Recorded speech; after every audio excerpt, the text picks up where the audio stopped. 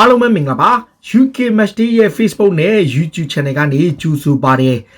စနေနေ့မှာတော့အင်္ဂလန်ပရီးမီယာလိရဲ့ပွဲစဉ်ပွဲကောင်းတွေကန်ခဲ့သလို Super Sunday မှာလည်းနောက်ထပ်ပွဲကြီးပွဲကောင်းတွေကန်ခဲ့ပါတယ်အထူးသဖြင့်စိတ်ဝင်စားစရာ Chelsea နဲ့ Liverpool ရဲ့အဓိကပွဲကြီးပါဝင် Tottenham Hotspur က Southampton နဲ့ကန်ခဲ့တယ် Newcastle နဲ့ Brighton နဲ့ Leicester City နဲ့ Burnley တို့ရဲ့ပွဲလေးရှိပါတယ်ဆိုတော့ပရိသတ်တွေကြိုက်နေတဲ့ကြတဲ့ပွဲတွေထဲမှာကျွန်တော် Super Sunday ရဲ့အကောင်းဆုံးပွဲကိုအရင်ဆုံးစပြီးကြည့်အောင်ပေါ့ဆိုတော့ Super Sunday ရဲ့အကောင်းဆုံးပွဲရဲ့ Chelsea နဲ့ Liverpool ပွဲမှာကစားမောက်တွေအများကြီးဝယ်ထားပြီးငွေတွေအများကြီးသုံးထားတဲ့ Chelsea အနေနဲ့ Liverpool ရဲ့အဆင့်တန်းမျိုးကိုရောက်ပြီလားManchester City ရဲ့အဆင့်တန်းမျိုးကိုရောက်ပြီလားဆိုတာကိုဒီဘွဲကအဖြေပေးခဲ့တာပါလမ်ပတ်ရဲ့အသင်းမှာအဓိကကစားမတွေဖြစ်ကြတဲ့ Thiago Silva တို့ Ben Chilwell တို့လိုကစားမမျိုးတွေမပါတာ Christian Pulisic တို့လိုကစားမမျိုးတွေမပါတာဟာ Chelsea အသင်းအတွက်အရန်ကိုအားနည်းခဲ့တာမှန်ခဲ့ပေမဲ့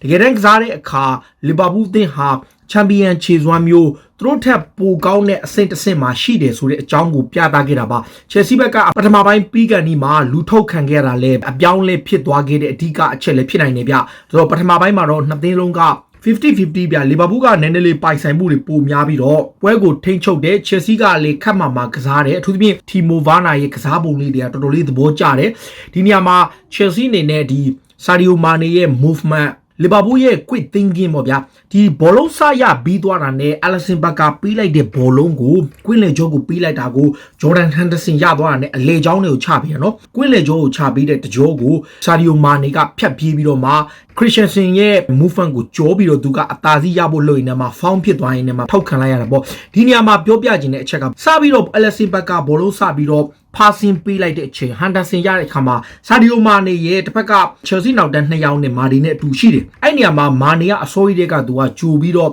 တတိထားနေတဲ့အချိန်မှာ Henderson စပြေးပြီးဆိုတာနဲ့ဒီဘလိုမဲ့ Christensen လုံးဝမလှုပ်လိုက်အောင်ဘက်ကနေဖြတ်ပြီးသွားတာဒါ Mane ကိုကျွန်တော်ကြိုက်တဲ့အချက်ကပါတယ်သူ့ရဲ့ movement တွေဟာ Liverpool မှာအရန်ကိုအရေးပါတာပါသူ့ရဲ့ movement 1-2 လေးတွေတကယ်ကို forward တိုက်စစ်မှုတယောက်မှာလှုပ်သိလှုပ်ထိုက်တဲ့ရှိသိရှိထိုက်တဲ့ဒီညံရင်ညံသွေးမျိုးကိုပြောတာဆိုတော့အဲ့ဒီလုံးကနေ Christensen ကပထမရှင်ပြေးနေကတကယ်တမ်းလွတ်ထွက်သွားမယ့်အချိန်ရောက်တဲ့အခါမှာ Kappa Arrizabalaga ကလည်းထွက်လာတယ်ဒါပေမဲ့သူက foul လုပ်လိုက်တဲ့ပုံစံဖြစ်သွားတဲ့အခါမှာ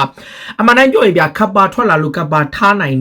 တောင်မှ Mane ကလွတ်ထွက်သွားနိုင်တယ်ဆိုတော့ဘလို့ပဲဖြစ်ဖြစ်ဒီဟာက less defender ဖြစ်တဲ့အတွက်ဂိုးရနိုင်တဲ့ opportunity မျိုးတော့မဟုတ်ဘူးဒါပေမဲ့ 1-on-1 situation တော့တေချာပေါက်ဂိုးသွားနိုင်တဲ့အခွင့်အရေးမျိုးလည်းရှိတယ်ဆိုတော့ဒါ less defender အနေနဲ့သူတို့ဘက်ကပထမတော့အဝါပြတယ်ပြီးတော့မှ VAR နဲ့ပြန်ကြည့်ပြီးတော့မှဒီဓာတ်ရိုက်အနီးပြလိုက်တယ်ပေါ့ဆိုတော့ဓာတ်ရိုက်အနီးပြခံလိုက်ရတဲ့အခါမှာ Chelsea အသင်းအထူးသဖြင့် Lampard ရဲ့ team တော့လုံးဝချိန်သွားတယ်ပထမပိုင်းပြီးမှ Jurgen Klopp ကလည်း okay ဘယ်လိုကစားရမလဲဘယ်လို attacking ကစားရမလဲဆိုတဲ့အပြောင်းလေးတွေပေါ့ဆိုတော့ဒီနေရာမှာကျွန်တော်ခံမှန်းလို့ပေါ့ Jorginho ရဲ့ Kovacic ရဲ့ Kante ရဲ့3ယောက်အတွဲထွက်လာတယ် Mason Mount ရဲ့ဟိုဘက်က Timo Werner နဲ့ Kai Havertz ကတော့မှန်တိုင်းပြောရင်လိုအပ်ချက်ရဒုတိယပိုင်းမှာကစားလိုက်ရပဲနဲ့ Tomori နဲ့လူလဲလိုက်ရတယ်အဓိက Christensen ထွက်သွားခဲ့တဲ့အချိန်ဒီဒုတိယပိုင်းမှာတော့ Liverpool ဘက်က Henderson နေရာမှာအသစ်ဖူဖူနွေ့နွေ့ခေါ်ထားတဲ့Thiago Alcantara ဝင်လာတယ် Alcantara ဟာဘလောက် quality အဆင့်တန်းရှိတဲ့ကစားမတစ်ယောက်လဲဆိုတော့သူပြသတာတခုပဲပြသခဲ့တယ်ဟုတ်တယ်သူကြောင့် penalty ပေးလိုက်ရတယ်နောက်တစ်ခါတလေသူ passing ပေးလိုက်တဲ့အလုံးလေးတွေမှားတယ်ဆိုပေမဲ့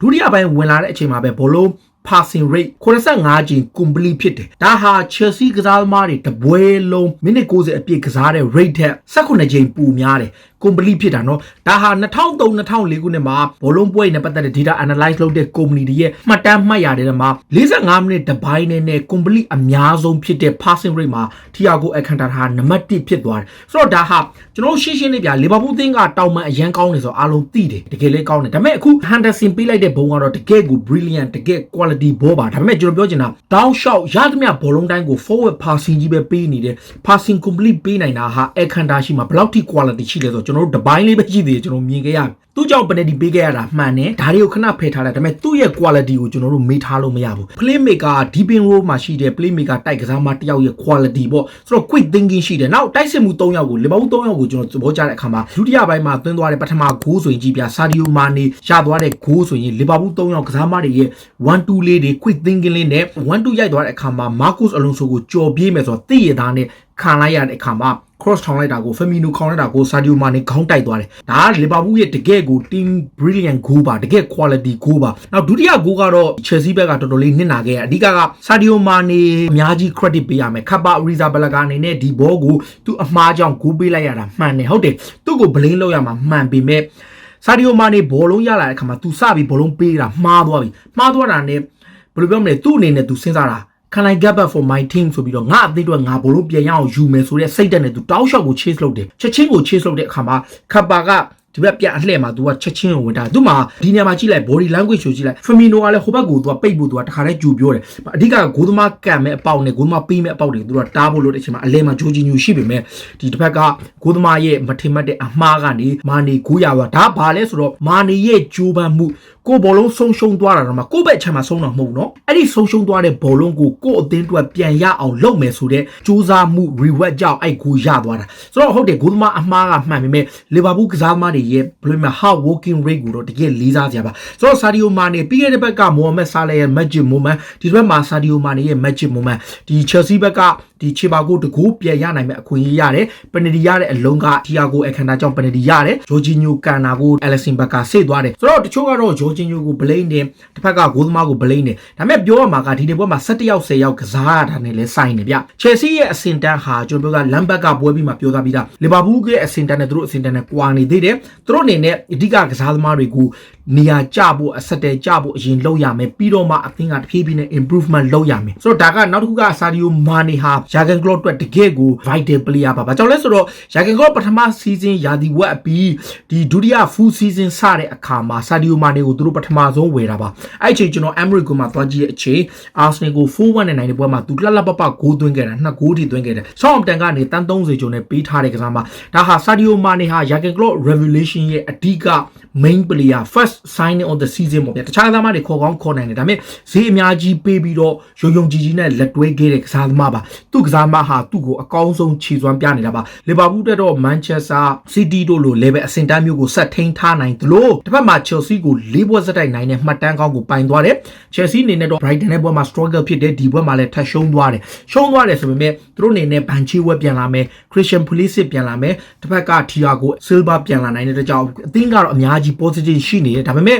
ဒီနေ့ပွဲမှာ positive အနေနဲ့ကြည့်ရင် Kanzuma တို့ Reece James တို့ရှိတယ်နောက် Timo Werner ရဲ့ဒီ sharp ဖြစ်တယ်ဗျာနှစ်ပွဲကစားတဲ့အခါမှာသူ့ရဲ့ movement တွေသူ့ရဲ့ကြိုးစားအားထုတ်မှုတွေကတော့ Chelsea အတွက်တော်တော်လေးကိုရေရှည်မှာတော်တော်ကိုကောင်းပါဒါပေမဲ့ Liverpool front 3က too good ဖြစ်သွားတာရဲ့ကွင်းလယ်က Thiago ဝင်လာတဲ့အခါမှာအပြောင်းလဲတွေဖြစ်သွားတာလည်းပါတယ်ဒါကချန်ပီယံအသင်းတစ်သင်းနဲ့ချန်ပီယံစိတ်ဓာတ်နဲ့ဒီ Stamford Bridge မှာ Chelsea ကို Liverpool က2ဂိုးပြတ်နဲ့နိုင်ခဲ့တာပါအစောပိုင်းပွဲမှာတော့ Tottenham Hotspur က Southampton ကိုအကျိတ်နဲ့ကစားရင်းနဲ့မှအမထင်မှပဲဂိုးတွေအများကြီးပြတ်သွားတာဒီနေရာမှာ Spurs ဘက်က credit ပေးရမှာက Harry Kane ပေးလိုက်ရတဲ့ cross လေးတွေပေးလိုက်တဲ့အလုံးတိုင်းကတိုက်စီမှုတယောက်ထက်ကို quality ပိုတဲ့ပါစင်မျိုးတွေသူရှိရနေထွက်တယ်ဗျဆုံးရဲ့ဂိုးသွင်းသေးကြမှု Harry Kane ရဲ့တိကျသေးကြတဲ့ဒီအဆုံးသတ်နိုင်မှုနဲ့အကွက်မြင်မှု Tottenham Hotspur ရသွားတဲ့ဂိုးတွေအားလုံးဟာဆုံးတဲ့ Harry Kane ကြောင့်ဂိုးရတယ်ဆိုပေမဲ့ဒါ Southampton အသင်းရဲ့နီးပြရဲ့အမှားလည်းပါတယ်ဆုံးလို့ pace အရမ်းမြန်ပြီးတော့ခံစစ်နောက်တန်းလူတွေကြားကနေအမြဲတမ်းဖြတ်ပြေးပြီးစောင့်နေတဲ့ကစားမားကိုသူတို့က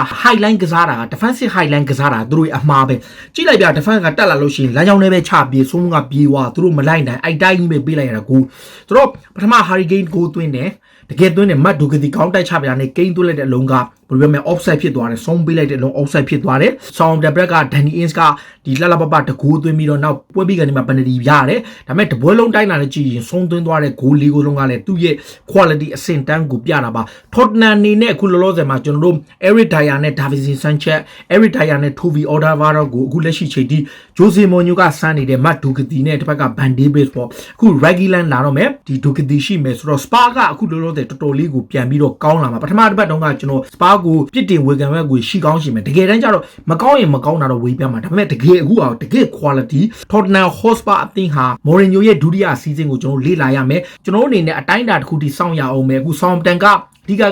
နီးပြရဲ့ niche နဲ့ view ဟာနဲ့လဲဆိုင်တယ်ဒါ first highlight အရန်ကစားတဲ့နီးပြတယောက်အနေနဲ့စုံတို့လူကစားမတွေ Lucas Moura လူကစားမတွေရှိတဲ့အသင်းမှာတော့ခံရမှာပဲဘာကြောင့်လဲဒီကစားမတွေဟာနောက်တန်းကနေလုံးဝကိုလမ်းကြောင်းနဲ့ချပေးတာနဲ့နောက်တန်းတွေကိုချိုချိုပြီးဖြတ်ပြေးမှာပဲသူတို့မှာ pace ရှိတယ် power ရှိတယ် shooting power ရှိတယ်အဆအရာရှိတာကဒီအချက်နဲ့ပဲ Tottenham ဟာအနိုင်ရတော့တာပါဆုံးအတွက်တော့ Premier League မှာ၄ဂိုးသွင်းနိုင်တဲ့ပထမဆုံးကိုရီးယားကစားမ hat-trick သွင်းနိုင်တဲ့ပထမဆုံးကိုရီးယားကစားမ၄ဂိုးသွင်းနိုင်တဲ့10ယောက်မြောက်ကစားမ Tottenham Hotspur မှာအရင်က Leicester ဘက်ကို၄ဂိုးသွင်းမှုတဲ့ Harry Kane ပြီးရင်သူက၄ဂိုးထပ်သွင်းတာ Premier League မှာဆိုရင်တော့နောက်ဆုံးသွင်းခဲ့တဲ့၄ဂိုးက Mikel Antonio ပါ West Ham ကစားမပါအခုသူကဆုံးကထပ်ပြီးသွင်းတယ်ကိန်းနဲ့ဆုံးကအခုလောဆယ်မှာကိန်းကအဲ့ဘွဲမှာတကိုးသွင်း၄ဂိုးဖန်တီးပေးတာဟာဒါဟာတယောက်ထဲကနေဖန်တီးပေးပြီးတယောက်ထဲကသွင်းသွားတဲ့ဟာက Premier League တမိုင်းမှာဒီလိုမျိုး၄ချိန်ပဲရှိတယ်အရင်က Newcastle က Newell က Alan Shearer ကို1995မှာဖန်ပေးတယ်နောက် Stan Collymore က Robbie Fowler ကို1995မှာပဲဖန်ပေးခဲ့တယ် Thierry Henry က Freddie Ljungberg ကို2003ခုနှစ်မှာဖန်ပေးခဲ့ဘူးတယ် Tottenham Hotspur အတွက်18နှစ်ကြာစံချိန်ကောင်းကိုလည်းတင်နိုင်ခဲ့တာပါ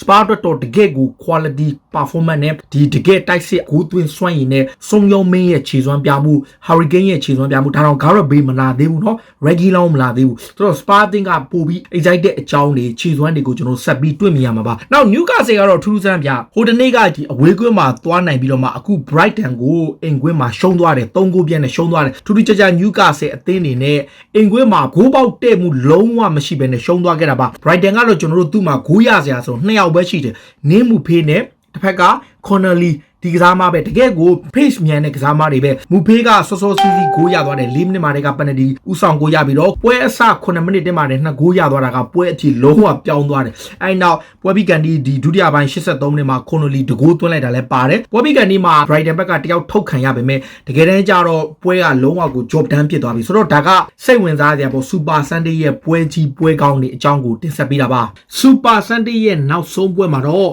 Leicester City ကအိမ်ကွင်းမှာတပွဲမှမကန်ရသေးတဲ့ဘန်လီကို၄ဂိုး2ဂိုးနဲ့နိုင်လိုက်ပါတယ်ဒီပွဲမှာတော့အခုအဓိကတိုက်စစ်မှု Jamie Vardy ဂိုးပေါက်မတွေ့ခဲ့ပေမဲ့ Leicester ကခြေစွမ်းပြပြီးနိုင်ခဲ့တာပါသူသဖြင့် Leicester အသင်းမှာကစားပုံကဒီ Brendan Rodgers ကျွန်တော်သဘောကျတာခါတခါလေကြာရင်သူက 4-2-3-1 formation ခါလေကြာရင် 4-1-4-1 formation technical needs နဲ့ပိုင်းကိုအရန် switch လုပ်နိုင်တယ်အခုသူအားထားရတဲ့ဘန်ချေးဝဲနဲ့ Ricardo Pereira 2ယောက်လုံးမရှိတဲ့အချိန်သူ့အနေနဲ့အခုလောဆယ်မှာဒီ Timothy နဲ့ Justin ဒီကစားမအသစ်တွေကိုကောင်းတုံးနိုင်တယ် Johnny ပဲမရှိတဲ့အချိန်မှာလဲ Wilfried Ndidi ကိုဆန်နာဘတ်ဖြစ်သုံးပြီးတော့နောက်ထပ်ဘေကမှန်းမသိတဲ့ Mandy တယောက်ကို defensive midfield player မှာထားတယ်ဆိုတော့ Leicester အနေနဲ့ဒီပွဲမှာဒီဘန်လီဘက်ကအမြဲတမ်းလိုချင်းချောက်နိုင်တဲ့ကစားမအရင်တော့က2ယောက်တော့အခုဆို3ယောက်ပေါ့ဗျာ Chris Wood ရဲ့ Ashley Barnes ရဲ့အခုတော့ Jay Rodriguez ပေါ့ဗျာဒီ3ယောက်ရှိတယ်ဒီဘယ်ဝက်မှာလဲ Chris Wood က10မိနစ်မှာဥဆောင်ကိုစသွင်းတယ်ဘန်လီဘက်ကဥဆောင်ကိုရတယ်ဒါပေမဲ့ Leicester ဘက်ကအတကင်ကောင်း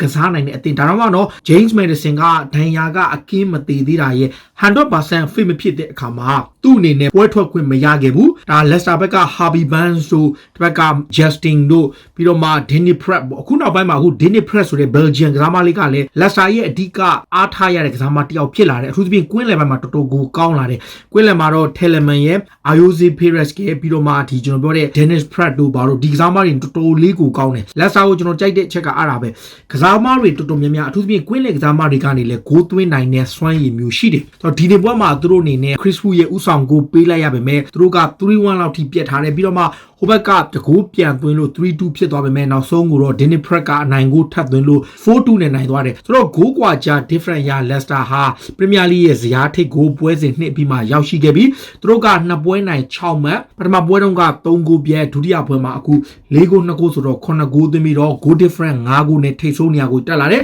Carlo Ancelotti ရဲ့အသင်းက6မှတ်နဲ့ပဲ goal different 4ဂိုးနဲ့ဒုတိယArsenal အသင်းကတော့6မှတ်နဲ့ပဲ goal different 4ဂိုးဆိုရင်သူက twin goal နဲ့တော့တတိယနဲ့ Liverpool ကတော့ Stoke ကို6မှတ်ပြီးတော့မှ Crystal Palace က6မှတ်ဆိုတော့ဒါကအခု6မှတ်အပြည့်ရထားတဲ့အသင်းက9သင်းရှိတယ်ဆိုတော့ဒါကပေးသက်တွေအတွက်ဒီစိတ်ဝင်စားစရာ Premier League ပွဲတွေအကြောင်းပါပေးသက်တွေအနေနဲ့ရောလက်ရှိကစားခဲ့တဲ့ပွဲစဉ်တွေမှာ Liverpool နဲ့ Chelsea ပွဲကပွဲတွေကိုရောဘယ်လိုမျိုးမြင်ကြလဲ Liverpool အသင်းကတကယ်ပဲထိုက်တဲ့တန်တန်နဲ့ခြေစွမ်းပြပြီးတော့ Premier League ပြိုင်ပွဲကိုထပ်ပြီးတော့ဥဆောင်နိုင်မလားချန်ပီယံဆုအတွက် Manchester City နဲ့ပဲပြိုင်ရမလား သူ့အောက်ကပြိုင်ဘက်အသင်းတွေနဲ့ရောအပြန်လန်ရှင်ပြန်ရနိုင်နေထားလို့ရှိလားချယ်ဆီကရောလူသစ်တွေကိုဘယ်လောက်ထိအချိန်တိုင်းတာထိပေးရမလဲဆိုတဲ့အကြောင်းတွေနောက် Tottenham Hotspur က Son Carrigan နဲ့ Gareth Bale ရဲ့အတွဲကရောဘယ်လောက်ထိစိတ်လှုပ်ရှားစရာကောင်းလဲဆိုတဲ့အကြောင်းတွေကိုဒီ comment မှာဝင်ရောက်မှတ်ချက်ပေးပါလို့ပြောရင်းနဲ့ဒီကနေ့ရဲ့အစီအစဉ်ကိုဒီမှာပဲဆုံးသက်ပြစေအားလုံးကိုကျေးဇူးတင်ပါတယ်ဗျ